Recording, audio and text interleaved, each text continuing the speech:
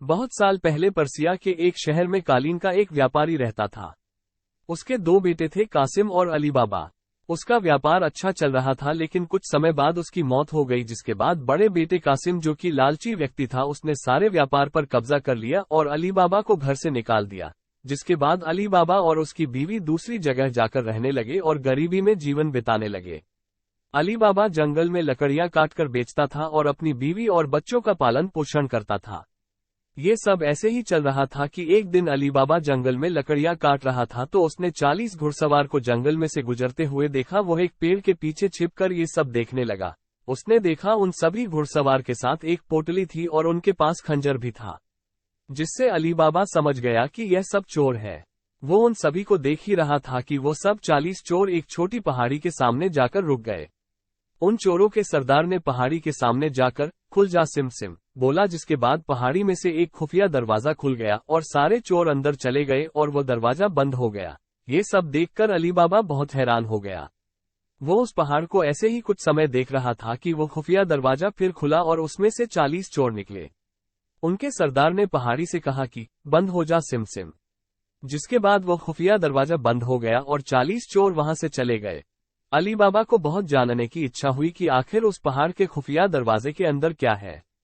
वह ये जानने के लिए उस पहाड़ के पास गया और जो चोरों के सरदार ने शब्द बोले थे वही शब्द बोलने लगा, खुल जा सिम सिम। उसके ये बोलने के बाद दरवाजा फिर खुल गया और अली बाबा गुफा के अंदर चला गया।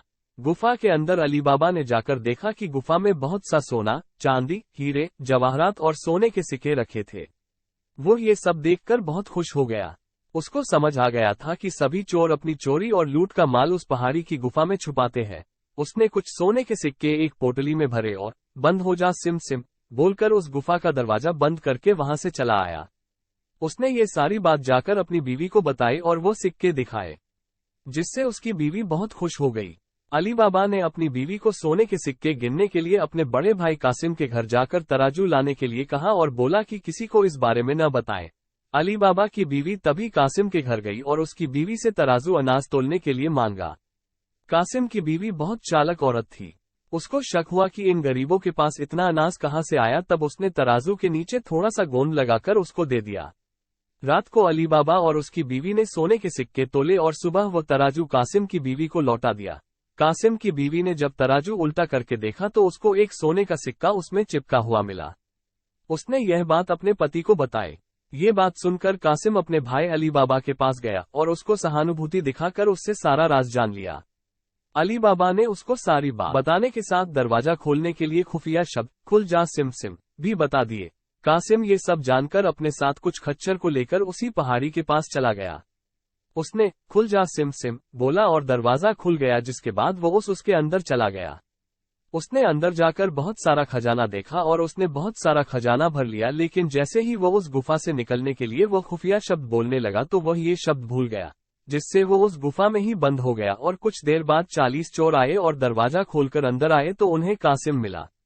उनको पता चल चुका था कि वो उनका खजाना लेने आया है, तो उनने कासिम को मार दिया और उसकी लाश को वहीं छोड़कर चले गए। जब बहुत देर तक कासिम नहीं आया तो कासिम की बीवी अली बाबा के घर गई और सारी बात बताई। तब अली बाबा उसको ढूंढने के लिए गुफा के अंदर गया तो उसको कासिम की लाश मिली, जिससे वो बहुत दुखी हुआ और उसकी लाश को अपने साथ खच्चर पर लाद कर ले आया।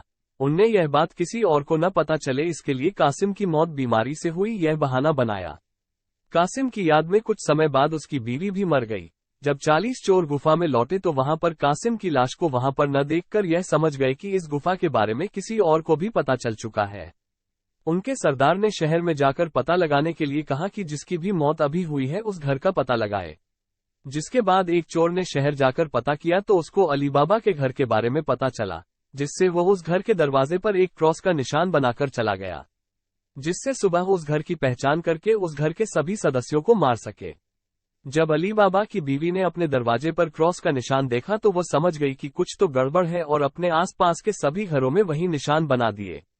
जिसके बाद सुबह जब सरदार बाकी चोरों के साथ आया तो बहुत से घर में वो निशान बना देखकर परेशान हो गया और चला गया। वह बाद में फिर आया और अब की बार वो उस घर को सही से पहचान करके चला गया। वो रात को एक तेल का व्यापारी बनकर आया और उसने 40 पीपों में अपने सभी चोरों को छुपा दिया और एक पीपे में दिखाने के लिए तेल डाल दिया। वो इन सब पीपों को खच्चर पर लाद कर अली बाबा के घर चला गया।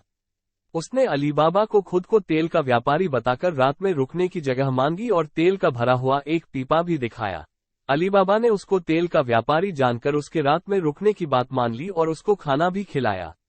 लेकिन अली बाबा की बीवी को उस पर शक हुआ तो उसने उसके पीपों को चेक किया और उसको थोड़ा थकथका कर देखा तो उन सभी में से चोरों की आवाज आई।